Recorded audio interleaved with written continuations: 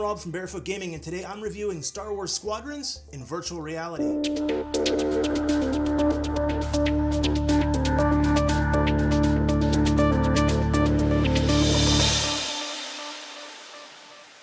Now here's something you viewers may not be aware of.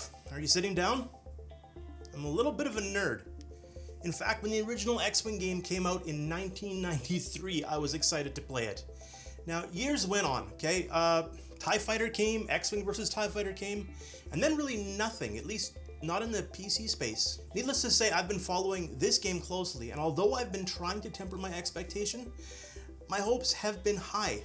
I should also note that I've been enjoying Squadrons in DOF Reality's H6 full motion simulator, and although the game itself does not support telemetry, Sim Racing Studio, the software that it uses, allows you to set up movement based on a joystick or wheel movement, so think of it kind of like a poor man's starfighter, if you will. Back to the game though. Now this game lets you fly many of the classic ships, like the X-Wing, the A-Wing, the Y-Wing, various TIE Fighters, Interceptors and such.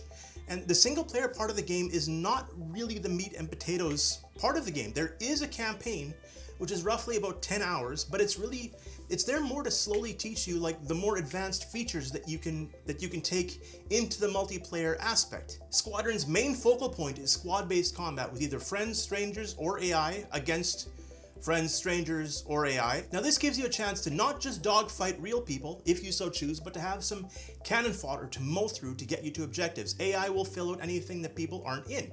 Each ship is not a clone of any of the others, and they all fly and feel very differently from each other. The first time I popped into a TIE Fighter, I was seriously surprised by how much room there is in the cockpit. Looking around, it gives you an entirely different feel than the windshield, for example, of the X-Wing that's nearly pressed against your face. And everything feels so cramped. Your arm is cramped up against one side with the throttle. The A-Wing feels kind of like a go-kart in that there's nothing around you at all. You can't see the wings, you can't see anything. You're just in a tiny little cockpit, and you really feel that in VR. So as you're blasting around taking out the Empire ships and hoping to not get locked onto, it's incredible. Squadrons keeps multiplayer pretty straightforward with two modes. It's got dogfight and fleet battles. Now, dogfights are just deathmatch games in space, but fleet battles are kind of a tug of war between two capital ships. Now, if you destroy enough enemy fighters, you can push ahead to fight cruisers, or even the capital ships themselves. Of course, if you lose too many, you fall back and the tug of war continues, back and forth till somebody wins. The neat thing about this is a solid team is never made up of just A-Wings or just X-Wings or TIE Interceptors, and Imperial teams really need a support ship for shields because you will need some heavy firepower and you will need some support. But you also need dogfighters that can get in and get dirty and up and close and take out some of the enemy fighters. Playing through missions and battles will earn you upgrades, both equipment and aesthetics. Bobble-headed Ewoks, anyone? It also gives you the opportunity to customize the loadout in your ship itself to make it feel like you want it to feel. And I could go on, but let's list some pros, list some cons, and I'll let you know if I think that they've actually pulled this off. Squadrons goes for $40 US, 55 Canadian, and I should also mention that the team behind Squadrons has been very adamant that there will be no microtransactions coming. So no pay to win and no DLC planned, although based on sales, DLC always could be an option, I guess. It's just not planned. This has to be said because EA has kind of made some mistakes in the past on that front, but if you're looking for realism, you've come to the wrong place. This is not a clone to Elite Dangerous. This feels like Star Wars. The thing is, I don't care if it's real, because the first time I blasted through an enemy ship and flew through the fireball, yes, the fireball in space, I was darn near giddy. As I mentioned before, every ship feels so different, and to me that is a major pro.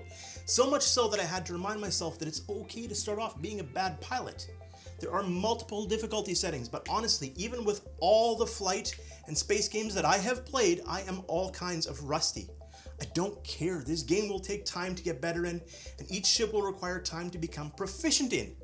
But that, to me, adds to the value. Now the story is not especially gripping, and the whole someone is going to defect thing has been done since, well, TIE Fighter, way back in the day. However, I have been enjoying the story mode enough that I may even go through it again on a harder difficulty level. But where I'm really excited to spend some time with some friends and just blast through some baddies, be it Empire or Rebel. The graphics in VR are good. depending on your hardware driving it, of course, but I have no complaints in the graphics department. Where I do have an issue is with their HOTAS setup. It is painful. Friday night, I finally had everything set up working the way I wanted to on my X52 in my rig, and then an update came and broke it all again. So it's all back to square one. I kid you not, at least for me, the HOTAS setup was not fun and required oodles of tweaking and adjusting and playing and figuring out which buttons had to go where and which ones I had to have. And once it's going, it feels fantastic blasting around, like the debris and the ships. And I spend so much time smiling in this game, even when I'm getting destroyed, I can't help but say that's a win. This is a game that makes me want to invite a bunch of friends over in VR and LAN. This is scratching a nostalgic itch I didn't even know I had. I honestly can have a blast playing with a single friend against a swarm of AI enemies, and it's just, how do I sum this up? This game is a little like my testicles. I have no doubt I could live without them, but my life is infinitely better with them in it. Squadrons is fun, end of story. There are some growing pains, absolutely, and I'm dreading any more updates that could wipe out my HOTAS setting, but I will play more. I will unlock new skins. I will specialize in a ship, although I'm having a hard time deciding which one I'm going to specialize in. The X-Wing draws me, but I think this game is absolutely worth their asking price. Just know what you're getting going into it. The story is shortish, although for VR, 10 hours is none too shabby. But if you temper your expectations and you know what you're getting into, there is a very good time to be had here. And that is my review of Star Wars Squadrons. Don't forget to share if you've enjoyed this, as I clearly have no idea what I'm doing. Like, comment, I love hearing from you, and there are of course many more videos coming, lots more reviews. Thank you for watching, and I will talk to you again real soon. See ya.